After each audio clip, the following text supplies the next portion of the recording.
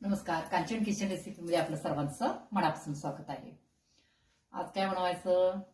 आता तांदळाची खीर तर तुम्ही भरपूर वेळेला बनवला पण असाल आणि खाल्ली पण असाल, कारण तांदळाची खीर एकदम टेस्ट देते.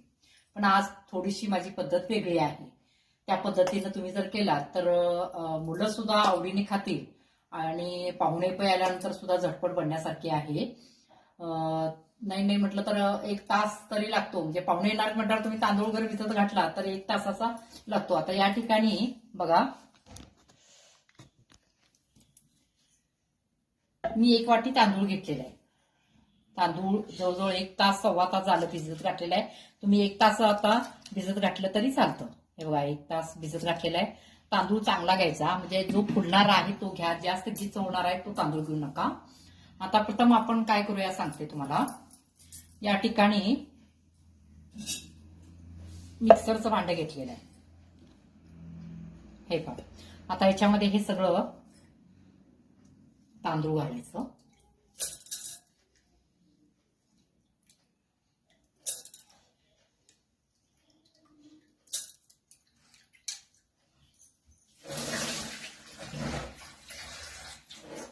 तुम्ही किती बनवणार आहात त्याच्यावर हे केलेलं आहे. मी 1 वाटी तांदूळ घेतलेला आहे.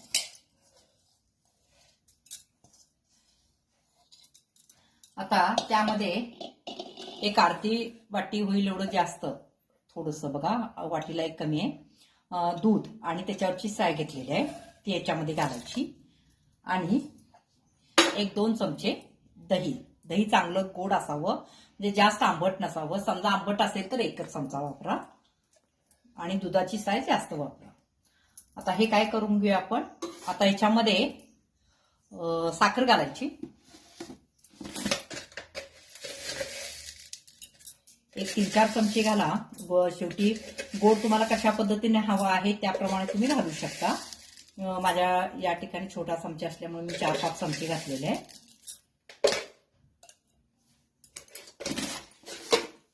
आणि थोडासा फूड कलर घाला, येलो.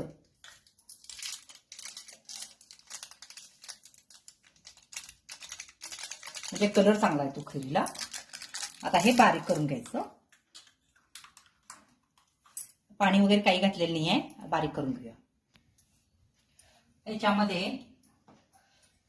बारीक केलेले खोबरं घालायचं राहिलं होतं, त्यामुळे मी आणखीन पुन्हा मिक्सरला लावलेलं नाही अजून. याच्यामध्ये 2-3 चमचे माझ्याकडे ओला नारळ होता, मी ते बारीक केलेला आहे. आता ते याच्यामध्ये घालायचं. 1-2-3 चमचे घाला.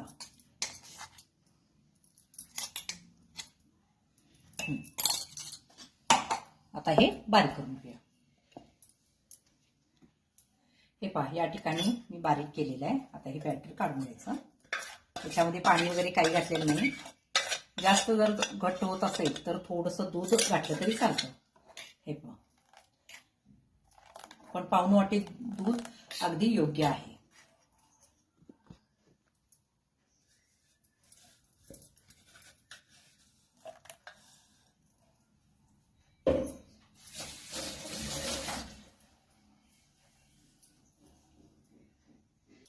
हे पहा, आता या ठिकाणी काय करायचं, खाण्याचा सोडा घालायचा.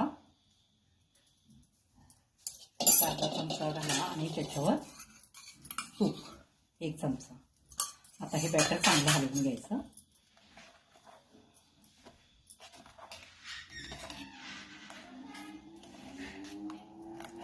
चांगलं हलवून झालं की मग काय करायचं, मी या ठिकाणी 4 वाट्या घेतलेल्या. हे पहा, आता याला काय करायचं, वाटींना तूप लावून घ्यायचं.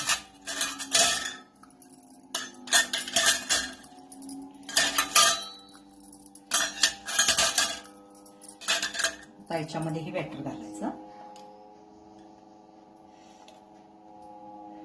अर्धा भरायचं, कारण ते फुगून वर येतं.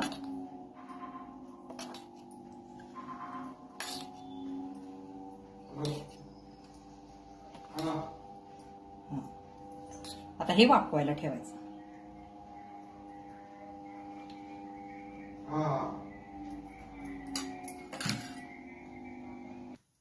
हे पहा, या ठिकाणी मी कढईत पाणी ठेवलेलं आहे. आता हे काय करायचं, यामध्ये वाफवायला ठेवायचं. एक 10 मिनिटांनी मग आपण बघूया. याच्यावर झाकण टाकूया.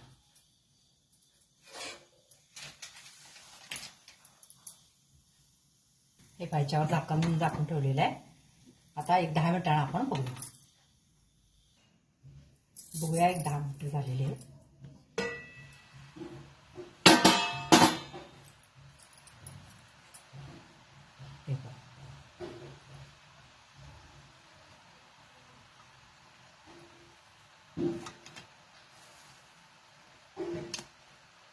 अजून हे थोडंसं ठेवायचं आहे.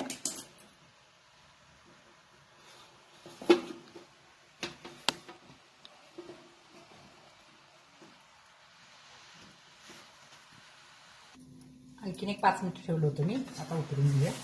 झालेलं आहे.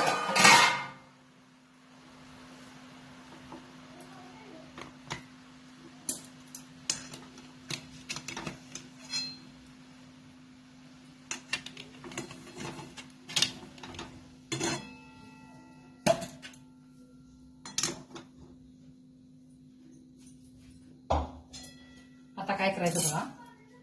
मी या ठिकाणी एक 1.5 वाटी दूध घेतलेलं आहे. आता याच्यामध्ये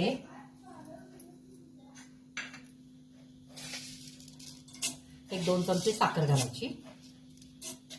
गोड तुमच्या आवडीनुसार तुम्ही ठेवू शकता. आणि थोडासा याच्यामध्ये सुद्धा फूड कलर घालायचा.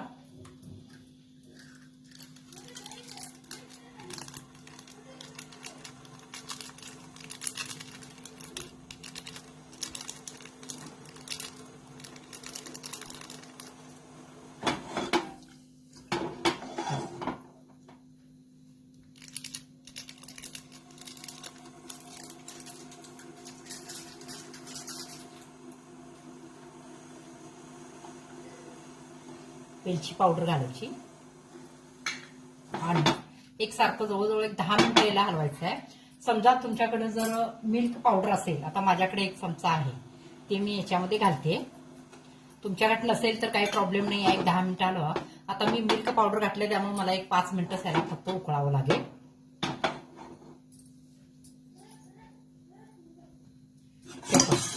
मी मिल्क पावडर घातले त्यामुळे बघा घट्ट आलेला आहे. समजा तुमच्याकडे मिल्क पावडर नसेल तर एक 10 मिनिटं उकळा. मी फक्त 5 मिनिटच उकळलेलं आहे. आता मी हे बंद करते कारण जास्तच घट्ट होणार. आणि गोड तुमच्या आवडीनुसार तुम्ही करू शकता. आता बघा या ठिकाणी चला या इकडं या ठिकाणी या वाट्या काढलेल्या. थोडंसं गार झाल्यानंतर मी हे करते. म्हणजे जास्त गार करायचं नाही आहे. पण हे नाही निघलं तरी सुद्धा काही प्रॉब्लेम नाही आहे कारण आपल्याला वाटीतच खायचं आहे.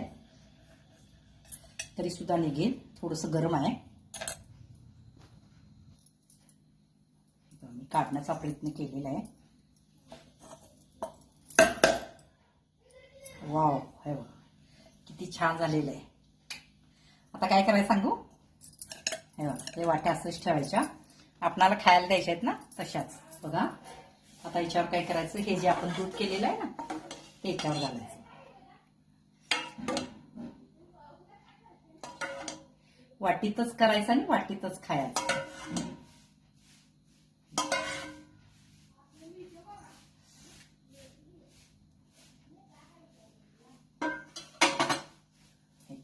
आता याच्यावर काय करायचं.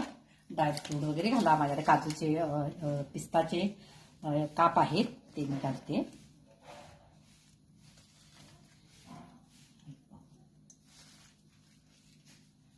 झाले आपले तांदळाची वाटीतील खीर.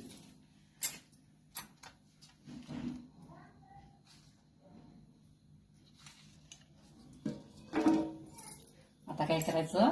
हे असंच घ्यायचं आणि असंच खायचं. एकदम टेस्ट देते. टेस्ट लागते अप्रतिम. तुम्हाला जर माझी रेसिपी आवडली असेल तर लाईक करा, सबस्क्राईब करा, शेअर करा आणि चला खीर खायला या तांदळाची. धन्यवाद.